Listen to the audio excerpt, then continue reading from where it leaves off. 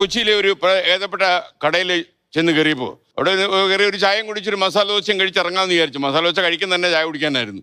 ഇവിടെ ഇപ്പോൾ ചായ ഇടാറില്ല എന്ന് പറഞ്ഞു. അപ്പോൾ നിങ്ങൾ ഈ റെസ്റ്റോറൻറ്റ് ഹോട്ടൽ അസോസിയേഷൻ വല്ലാതെ ബുദ്ധിമുട്ടുന്നു ഞാൻ മനസ്സിലാക്കുന്നു. ഇപ്പം എന്താ ഇതിനൊരു പരിഹാരം? കേരളത്തിലെ ഭക്ഷണ വിതരണ മേഖല, പ്രത്യേകിച്ച് റെസ്റ്റോറന്റ് മേഖല ആകെ തകർന്നടിഞ്ഞിരിക്കുകയാണ്. കാരണം കഴിഞ്ഞ മാസമാണ് 993 രൂപ കൂടിയത്. ഇന്നിപ്പോ 46 രൂപ കൂടിയേക്കണം. അതിനിടയ്ക്ക് ഏത് പെട്രോളിയം ഉൽപ്പന്നങ്ങളുടെ വില കൂടിയാലും ഞങ്ങൾ മേടിക്കുന്ന റോ മെറ്റീരിയൽസിന്റെ വില കൂടും. ഇപ്പൊ തന്നെ ക്യാരറ്റ് 100 രൂപ, അതുപോലെ തന്നെ സവാളയ്ക്ക് 5 രൂപ കൂടി. എല്ലാ പച്ചക്കറിക്കും പലചരക്കിനും കൂടി ബീഫ് പലയിടത്തും കൂടുമല്ലേ? ബീഫ് കിട്ടാനില്ല, ചിക്കന് കൂടുന്നു, ഫിഷിന് ഇരട്ടി വിലയാകുന്നു. അപ്പൊ ഹോട്ടൽ മേഖലയെ സംബന്ധിച്ചോളം മുന്നോട്ട് പോകാൻ പറ്റാത്തൊരു സാഹചര്യമാണ്. പക്ഷെ ഇന്ധനക്ഷാമം എന്ന് പറഞ്ഞു കഴിഞ്ഞാൽ ക്രൂഡ് ഓയിലിന്റെ വില കൂടുമ്പോൾ ഇവിടുത്തെ പെട്രോളിയം ഉൽപ്പന്നങ്ങളുടെ വില കൂടും, ഓട്ടോമാറ്റിക്കാണ്. പക്ഷെ ക്രൂഡ് ഓയിലിന്റെ വില കുറയുമ്പോൾ ഇവിടെ കുറയുന്നില്ലല്ലോ. നമ്മുടെ രാജ്യത്ത് GST വന്നു. GST വന്നപ്പോൾ എന്താ പറഞ്ഞേ? ഒരൊറ്റ നികുതി, ഒരൊറ്റ ഇന്ത്യ എന്നാ പറഞ്ഞേ.